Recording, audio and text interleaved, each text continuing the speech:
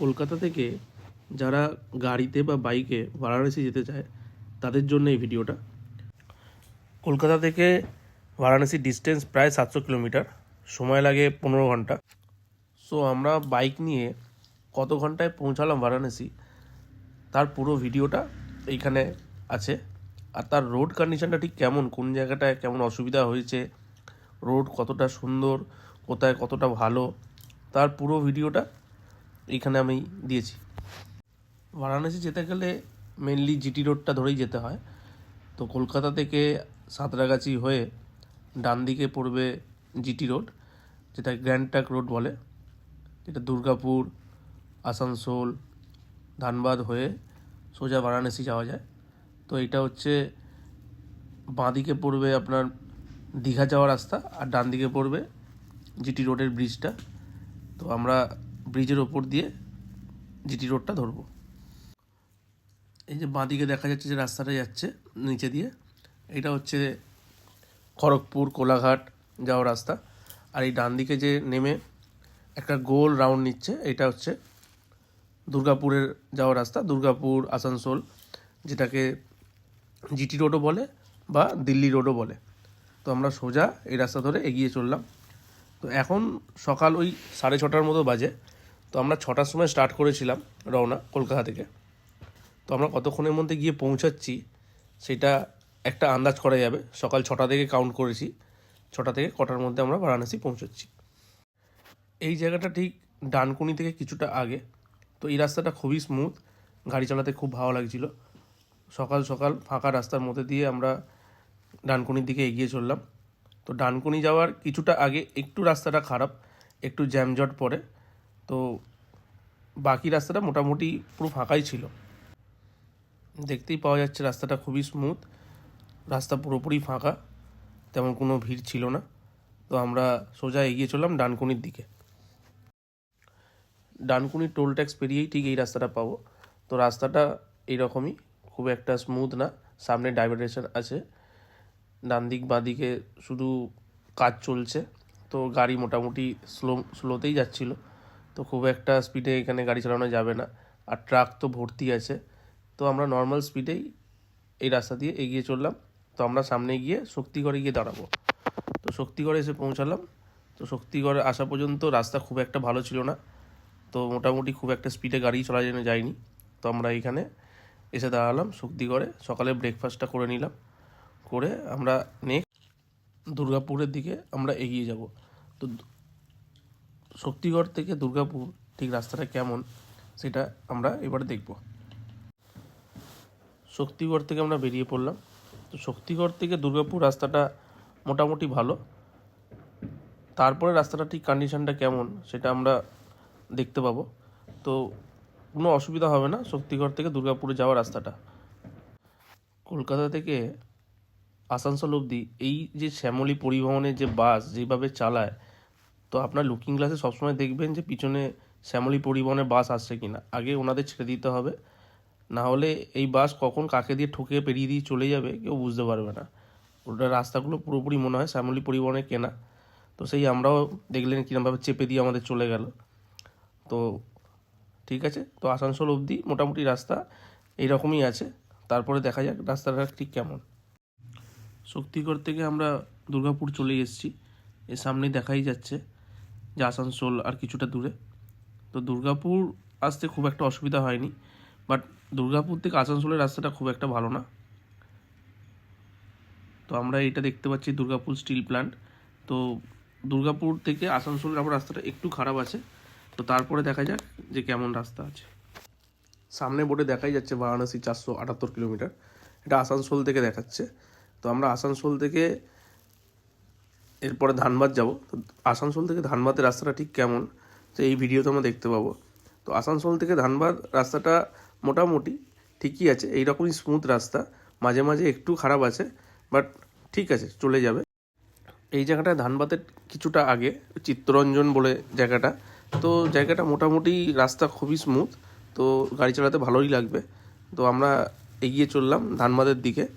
তো দেখা যাক ধানবাদ অবধি রাস্তাটা ঠিক কেমন পাই, তারপরে ধানবাদের পরে ঠিক কেমন রাস্তা সেটাও আমরা দেখে নিচ্ছি। ধানবাদ ঢোকার আগেই এই জায়গাটা পড়বে। এটা হচ্ছে মাইথন ড্যাম, যে বাঁধটা হয় সেটা দেখা যাচ্ছে। আর এটা হচ্ছে বারাকার নদী, তার ওপরেই আমরা দাঁড়িয়ে আছি। তো সামনে পড়বে আপনার ধানবাদ। তো আমরা ধানবাদের দিকে এগিয়ে চললাম। তো ধানবাদে পেরিয়ে আমরা পাবো পরেশনাথ হিল, যেটা রাইট সাইডে পড়বে। সেই রাস্তাটা খুবই সুন্দর, খুবই পরিষ্কার। মানে এতক্ষণ কলকাতা থেকে যেভাবে আমরা যে রাস্তায় আসছিলাম তার থেকে অনেক বেটার। এইখান থেকে গাড়ি চালাতে বেশ ভালো লাগছে। তো বাকি কলকাতা থেকে ধানবাদ অবধি রাস্তাটা আমার খুব একটা পছন্দ হয়নি। রাস্তা মোটামুটি অ্যাভারেজ, স্পিড বেশি তোলা যাবে না, রাস্তায় অনেক কাজ চলছে। তো এরপরে ধানবাদ থেকে যে রাস্তাটা খুবই সুন্দর। সামনে যে হিলটা দেখা যাচ্ছে সেটাই পরেশনাথ হিল। তো আমরা পরেশনাথ হিল রাইট সাইডে রেখে সোজা এগিয়ে চলবো জিটি রোড ধরে বারাণসীর দিকে। তো এই জায়গাটা খুবই সুন্দর, প্রাকৃতিক দিক দিয়ে খুবই সুন্দর লাগবে গাড়ি চালাতে। তো রাস্তাও খুবই ভালো। তো আমরা নর্মাল স্পিডে গাড়ি চালিয়ে এগিয়ে চললাম বারাণসীর দিকে। রাইট সাইডে যে পাহাড়টি দেখা যাচ্ছে এটাই পরেশনাথ হিল। তো যারা পরেশনাথ ভ্রমণ করতে আসবে, যারা শুধু পরেশনাথ ঘুরতে আসবে বাইক নিয়ে, তো কিছুটা আগে রাইট সাইড দিয়ে যাওয়া যায় পরেশনাথ হিলে। আর যারা সোজা বেরিয়ে যাবেন তাদের জন্য বারাণসী, দিল্লি, যারা এই রাস্তা দিয়ে যাবেন, তো এই রাস্তা সোজা গেলেই আপনাদের বারাণসী চলে যাওয়া যাবে। ধানবাদ থেকে রাস্তাটা প্রায় সুন্দর, খুবই ভালো রাস্তা। তো আমরা কিছুটা দূরে গিয়ে একটা জায়গায় লাঞ্চ ছাড়ি। তো লাঞ্চ করে আমরা এগিয়ে চলি। তো রাস্তা খুবই ভালো, এইখানে কোনো কমপ্লেন নেই বা রাস্তাটা কেমন কোনো বলার কিছু নেই। খুবই ভালো রাস্তা, রাইড করে বেশ মজা পাবে। তো তারপরে আমরা এগিয়ে চললাম চম্পারনের কাছে গিয়ে আমরা পৌঁছালাম। তো চম্পারন থেকে রাস্তাটা এতটাই মানে ধুলো আর ট্রাক ভর্তি, তখন সন্ধেও হয়ে গেছিলো প্রায়। তো তারপরে গাড়ি চালাতে আর ইচ্ছা করেনি, কারণ এতটাই ধুলো আসছিল, মনে হচ্ছিল যে এইখানে কোথাও একটা রেস্ট নিয়ে নিই। তো আমরা সামনে গিয়ে ঔরঙ্গাবাদে গিয়ে স্টে করলাম। তো চম্পারনের যে রাস্তাটা ঠিক কেমন কন্ডিশন রাত্রিবেলা চালাতে গেলে, তো সেইটারই ভিডিও এটাই কিছুটা চালানোর পরে ডবল লোড থেকে সিঙ্গেল লোড হয়ে যাবে। তো অপোজিট থেকে এত বড় বড় গাড়ি এসেছিলো, মানে ট্রাক, তার যে লাইট চোখে এতটা রিফ্লেক্ট করছিল আর সামনে এতটাই ধুলো ছিল। তো আমরা রিস্ক নিইনি। তো আমরা কিছুটা দূরে গিয়ে ডিসিশন নিলাম যে আমরা ঔরঙ্গাবাদে স্টে করে যাই। তো পরের দিনে আমরা স্টার্ট করব। আমরা ঔরঙ্গাবাদে গিয়ে পৌঁছালাম প্রায় 7টা। রাস্তাটা এতটাই ট্রাকের জ্যাম ছিল যে তারপরে আমরা খুব একটা গাড়ি স্পিডে চালাতে পারিনি। আর দেখে বোঝাই যাচ্ছে যে বাঁদিকে কাজ চলছে। তো আমরা গিয়ে স্টে করলাম ঔরঙ্গাবাদে। এই হচ্ছে হোটেল সিটি ইন। আমরা রাত্রিবেলা এখানেই স্টে করেছিলাম। তো এরই ঠিক পাশেই হচ্ছে জিটি রোড। তো কোনো অসুবিধা হয়নি। কলকাতা থেকে আমরা বেনারস যাচ্ছিলাম, বাট আমরা যেতে পারিনি বেনারস অবধি। এই হোটেলে আমরা ছিলাম, হোটেল সিটি ইন। আর ওই দেখা যাচ্ছে হাইওয়ে, জিটি রোড। এইখান থেকে আমরা এই সিটি হোটেলে ছিলাম। আমরা ঔরঙ্গাবাদেই স্টে করেছি, আমরা পুরোটা যেতে পারিনি। 550 কিলোমিটার কলকাতা থেকে। তো আমরা আজকের আবার মর্নিংয়ে স্টার্ট করছি।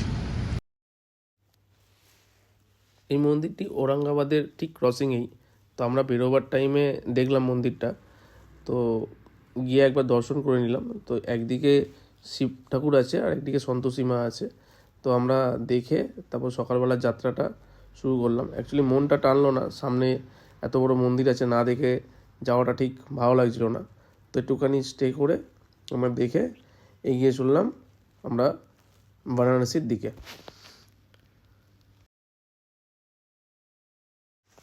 বাইরে থেকে ঠিক মন্দিরটা এইরকম দেখায়, তো সেই জন্য আরও দাঁড়িয়ে গেছিলাম। তো আমরা এই বাঁদিক নিচ্ছি, এই বাঁদিকটাই হচ্ছে ওপর দিয়ে ব্রিজ যাচ্ছে জিটি রোড, আর বাঁদিক নিচে দিয়ে হয়ে আমরা সোজা বারাণসীর দিকে এগিয়ে যাব। কলকাতা থেকে যেভাবে বারাণসী এসেছি তার মধ্যে ধানবাদের পর থেকে একটু রাস্তাটা ভালো পেয়েছিলাম, কিন্তু এই ঔরঙ্গাবাদের পর থেকে আপ টু বারাণসী অবধি এত সুন্দর রাস্তা, মানে বলা বোঝানো যাবে না যে কি সুন্দর রাস্তাটা তৈরি করেছে। গাড়ি চালিয়ে খুবই মজা হচ্ছিল। আমরা পুরো রাস্তাটাই এত স্মুথ পেয়েছি। বাট রাস্তায় একটু মাঝে সাঝে একটু কাজ আছে, যেখানটা একটু গাড়িটা আস্তে করে চালালেই বেটার। বাট বাকি রাস্তাটা পুরোটাই খুবই সুন্দর। তো আমরা এগিয়ে চললাম বারাণসীর দিকে। তো কালকে রাত্রে আমরা যেহেতু ঔরঙ্গাবাদে স্টে করে গেছিলাম, যেহেতু রাত হয়ে গেছিলো, ট্রাক যাচ্ছিল, অনেক ট্রাক, তার লাইট, অনেক অসুবিধা ছিল, জ্যাম লেগে গেছিলো। তো বাকি মোটামুটি রাস্তা পরে এসে ভাবছি যে এইটার পরে যদি আমরা বেরিয়ে আসতাম তো রাস্তাটা খুবই স্মুথ ছিল, হয়তো চলে আসতে পারতাম বারাণসী, কিন্তু সেটা রিস্ক নেওয়া যায়নি। এইটা হচ্ছে সাসারামের ঠিক আগেই ব্রিজটা পড়বে, আর এটা সাসারামেরই একটা জায়গা যেখানে একটা বড় টেম্পল আছে। তো বারাণসী অবধি চলে আসাই যায়, কিন্তু যদি একটু আগে বেরোনো যেত, আমরা ভোর 6টায় বেরিয়েছিলাম, আর ওটা যদি ভোর 4টে নাগাদ বেরোনো যেত আর একটু গাড়িটা মোটামুটি একটু স্পিডে চালানো যেত, তো সন্ধ্যে 8টা-9টার মধ্যে বারাণসী ঢোকাই যায়। কিন্তু আমরা অত সকালে বেরোতে পারিনি, সকাল 6টা হয়ে গেছিলো, তাই জন্য রিস্ক নিইনি। পরের দিন সকালবেলা আমরা তাড়াতাড়ি বেরিয়ে যাই। তো বেরিয়ে গিয়ে আমরা বারাণসীর দিকে এগিয়ে যাই। আমরা প্রায় চলেই এসেছি বারাণসীর কাছে। এই যে সামনে নেম প্লেটে দেখা যাচ্ছে যে বারাণসী, প্রয়াগরাজ সব সামনেই লেখা আছে। তো আমরা সোজা এগিয়ে গেলাম বারাণসীর দিকে। বাট আমরা বারাণসী যাইনি, আমরা গেছি চিত্রকূট। তো বারাণসী অবধি আসতে গেলে ঠিক এই রাস্তায় আসতে হবে। তো এই যে সোজা রাস্তা যেটা বেরিয়ে যাচ্ছে আর আমরা বাঁদিকে এই ট্রাকের পিছনে, এটা চিত্রকূট বাঁদিকে নিয়ে নিচ্ছে। আর সোজা গেলে সামনে গিয়ে একটুখানি ডান দিকে গেলেই হচ্ছে আপনার বারাণসী। বেশিক্ষণ টাইম লাগবে না, ম্যাক্স টু ম্যাক্স 10 থেকে 15 মিনিট। তো আমরা এই অবধি ভিডিওটা করলাম যে আমরা বারাণসী আসতে গেলে ঠিক কেমন রাস্তাটা পড়বে তার জন্যই। তো বারাণসী আসতে গেলে এই রাস্তায় আসতে হবে, আর এইখান থেকে যারা চিত্রকূট বেরোবে তারা বাঁদিক নিতে হবে, আর সোজা সামনে গিয়ে ডান দিকে গেলেই আপনার বারাণসী পড়বে। আর এই রাস্তাটা সোজা জিটি রোড বেরিয়ে যাচ্ছে মোগলসরাই দিল্লি রোডের দিকে। তো আমরা এই সামনে বাঁদিক নিলাম, এই যে ব্রিজ উঠে যাচ্ছে ডান দিকে, এটা হচ্ছে আপনার সোজা জিটি রোড। আর সামনে গিয়ে বাঁদিক নিলেই পড়ে যাবে আপনার চিত্রকূট। তো চিত্রকূটটা হচ্ছে একটি ট্যুরিস্ট স্পট, যেটা খুব নতুন করে খুব ফেমাস হচ্ছে। যারা বেনারস আসছে, বেনারস এসে চিত্রকূট যদি দেখতে চান, দর্শন করতে চান, তো খুবই ভালো চিত্রকূট জায়গাটি। তো এই যে বাঁদিকে নিচ্ছে এটা চিত্রকূট চলে যাচ্ছি, আর ডান দিকে বেনারস চলে যাচ্ছে, আর ব্রিজ হয়ে সোজা চলে যাচ্ছে আপনার দিল্লি রোড। তো আমরা এই চিত্রকূটের দিকে যাওয়া স্টার্ট করলাম। তো চিত্রকূটটাও বেশ পপুলার ট্যুরিস্ট স্পট। তো দেখতেই পাচ্ছি ওপরে মির্জাপুর লেখা আছে। তো এই মির্জাপুর হয়েই আমরা চিত্রকূটের দিকে এগিয়ে যাব।